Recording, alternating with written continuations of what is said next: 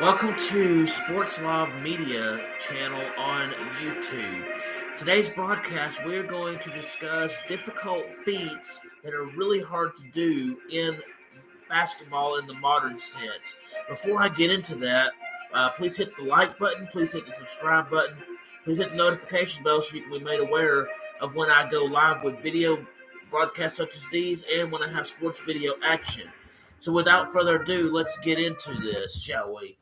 Um, in basketball, you have five typical stats that they look at. You have points scored, you have rebounds, assists, steals, and blocks.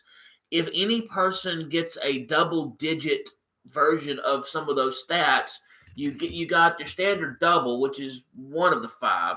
You have double double, which is two out of the five. Triple double, three out of five. Quadruple double, four out of the five, and quintuple double, five out of the five. Um, let's just start with the most difficult feat, and you're going to be surprised at this, but according to what I was looking at on various uh, social media and other sports websites and stuff, the most difficult thing to do in a basketball game is a slam dunk. Yet some people make it look very easy and stuff, but there are a lot of factors that you have to keep in mind when you're doing or trying to do a slam dunk. One, you have to look to see if it's safe to do so, and two, you have to do it in such a way to where it doesn't cause injury. And being open enough to do that it's not impossible, but it is extremely difficult to do. The next difficult thing is a quintuple double. Yes, in the NBA, there has been one person who has successfully done it. However, it's unofficial because they did not start keeping up with um they did not start keeping up with blocks and steals until the 1973 to 74 season. But who am I talking about in the NBA that's done this? No other than Wilt Chamberlain, March 18th, 1968. He unofficially had a quintuple double with 53 points scored, 32 rebounds, 14 assists, 24 blocks, and 11 steals. Um, Officially, it has happened twice at the high school level. The first time it ever happened was Tamika Catchings of Duncanville High School in Texas. She had 25 points, 18 rebounds, 11 assists, 10 steals, and 10 blocks. And that took place in 1997. The second time it ever happened with similar stats with someone else at another school in 2012. Um, let's see. So,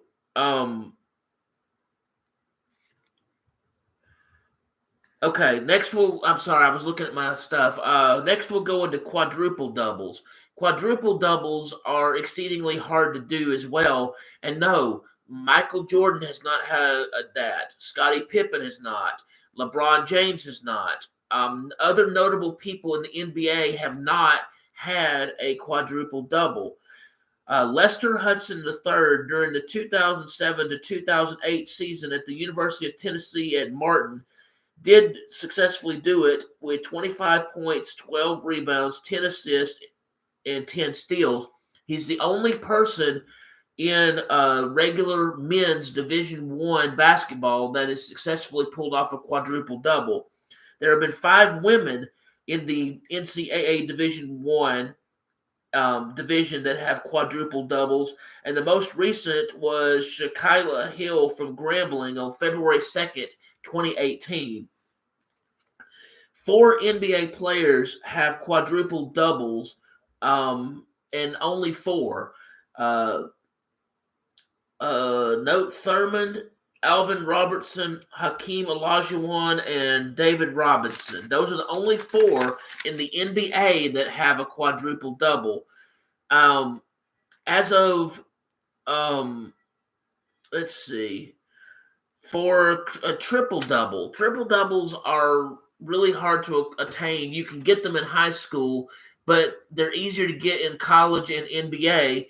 But as of this basketball season and as of March 5th, 2023, there are 27 college players in Division One basketball this season for men that have at least one, with the others having two or more.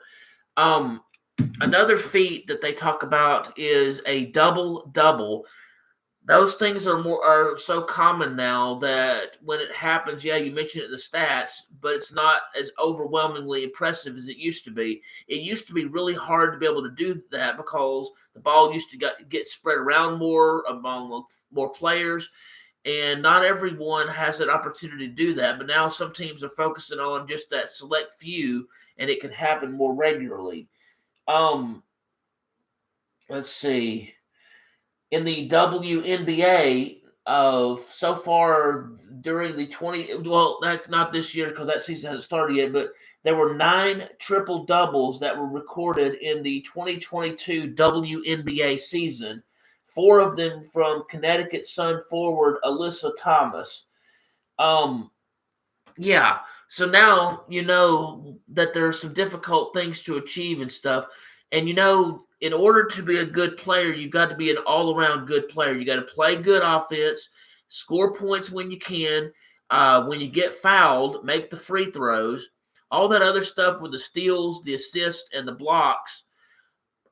Yes, that matters, and that can make things interesting when it comes to games and stuff. In a lot of cases, that stuff may or may not exactly matter because at the end of the day, the only thing that really matters is what the final score was, and if your team has more points than the other, you win the game. If your team did not score as many points as your opponent, you lose the game. And really, that's all that matters and stuff. People keep up with stats like assists, blocks, steals, rebounds for the purposes of entertainment. And I'm not criticizing what they do for statistical purposes and stuff. And all that stuff is important once you get to college and even the NBA. But younger kids, that really should not matter. If they get it, great. If not, oh well. So anyway, those are just a few of the more difficult feats to accomplish within basketball. There are other difficult feats too, not just in basketball, like in baseball. A perfect game, that is something that is exceedingly rare. Perfect game is where you've got 9 innings, you face 27 batters total, you strike out or at least get everyone out without anyone being able to get on base.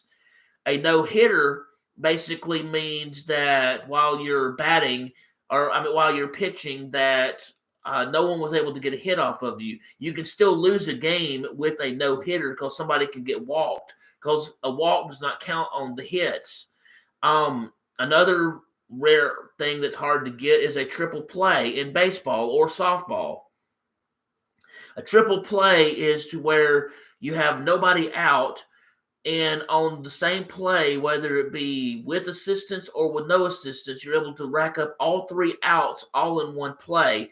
And typically, the way that that happens is you generally would have 2 people on base, or even 3 people on base. Ball is hit and caught in the shallow field, but because of the force field fly, you're required to at least advance the bases and stuff. Guy catches it, tags one of the bases, and throws to first. There's your triple play right there.